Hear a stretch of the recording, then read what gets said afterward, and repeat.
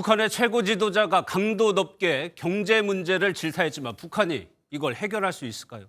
외교안보팀 강제목 기자와 따져보도록 하겠습니다. 어서 오세요. 예, 강 기자, 먼저 지방을 살려보겠다는 북한의 그 정책이 뭡니까? 이 앞서 기사에서 설명했듯 지난 15일 이 김정은 위원장이 최고인민회의에서 제시한 이 과업입니다.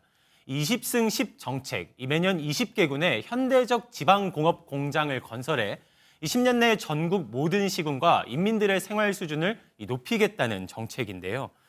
이 지방 발전과 농촌 진흥에 초점을 맞췄다는 점에서 이 우리나라 과거 이 새마을 운동에 빗대어지며 이 북한판 새마을 운동이라고도 언급되는 중입니다. 이번에 특히 눈에 띄는 점이 김 위원장이 직접 인정하고 나섰다는 건데 표현도 상당히 거칠었죠. 맞습니다. 이번에 김 위원장은 지방 경제를 표현하며 이 초보적 또 한심한과 같은 이 강도 높은 표현을 담았습니다. 이 때문에 김 위원장의 이번 표현이 이 북한 사회의 이 배근망 붕괴를 스스로 인정한 셈이라는 해석이 나오는데요. 이 정책 관련 책임 간부들에게도 이 강도 높은 요구를 직접 남겼습니다. 들어보겠습니다. 당 중앙은 지방발전 정책 집행 정령을 놓고 도시 군당 책임 비서들의 당성, 인민성, 책임성에 대하여 평가할 것이라고 말씀하시면서 즉 추후 관련 정책 실무자에 대한 평가가 이어질 것이라며 이 이례적인 이 경고를 겸하기도 했습니다. 예, 특히나 북한의 문제는 평양과 지방의 격차가 현격하다는 거예요. 어느 정도입니까? 이 영상으로 좀 직접 비교해 보시면 예. 좋을 것 같아서 저희가 좀 준비해 봤습니다. 지금 이제 보시는 이 장면이 이 평양 도심을 이 드론으로 촬영한 영상인데요. 이 초고층으로 이뤄진 건물들이 빽빽하게 나열한 모습입니다.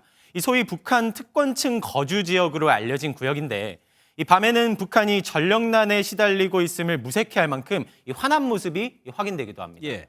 하지만 지방은 이 한국의 수십 년 전 시골 모습만도 못한 수준이 어렵지 않게 확인된 건데요. 요즘 같은 이 강추위에는 이 땔감조차 구하기 어렵다고도 전해지고 예. 있습니다.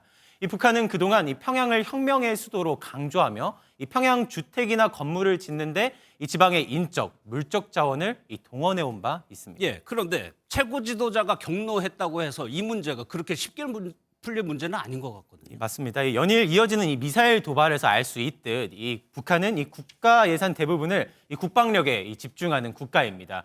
이 지리적으로는 평양, 이 정책적으로는 이 국방력에 총력을 쏟는 특성상 이 20승 10 정책은 이 실질적으로 효과를 내기가 어렵다는 평가입니다. 정치적 의도를 깔고 있다고 봐야겠죠.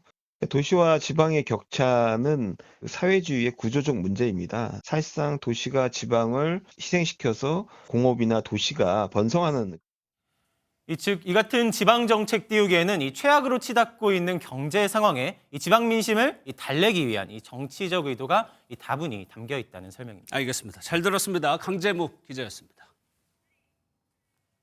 안녕하세요. 김주하입니다. 공정하고 신속한 MBN 뉴스 유튜브를 통해서도 만나보실 수 있습니다. 특히 더 많은 뉴스와 라이브를 보고 싶으시다면 오른쪽을 눌러서 구독하시면 됩니다. 어렵지 않죠? 빠르고 정확한 뉴스로 계속 찾아뵙겠습니다.